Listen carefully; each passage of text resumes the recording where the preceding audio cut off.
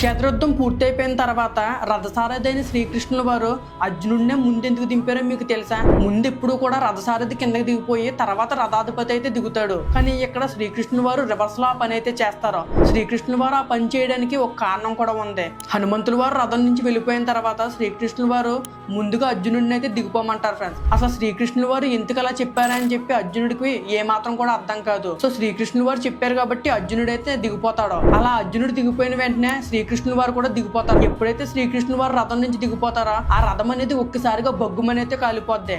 నిజానికి ఆ సంఘటన చూసి అర్జునుడు కూడా చాలా ఆశ్చర్యపోతాడు. అప్పుడు శ్రీకృష్ణుల వారు అర్జునుడితో ఎందుకు అలా చేయమని చెప్పారనే నిజాన్ని అయితే చెప్తారు. ఎప్పుడైతే కర్ణ, ద్రోణ, భీష్మ లాంటి శక్తివంతమైన మహావీరులు శక్తివంతమైన అస్త్రాలను ప్రయోగించారో అప్పుడే ఆ రథం అనేది కాలిపోయిందని, అలాగే ఆ రథం అనేది కంప్లీట్ గా నాశనం అయిందని చెప్పి, ఈ రథం అనేది ఉండాలి కాబట్టి నేను హనుమంతుడు కలిసి ఈ రథం నాశనం అయిపోకుండా పట్టి ఉంచామనే నిజాన్ని అర్జునుడికైతే చెప్తారు. ఫ్యాక్ట్ నచ్చితే లైక్ చేయండి.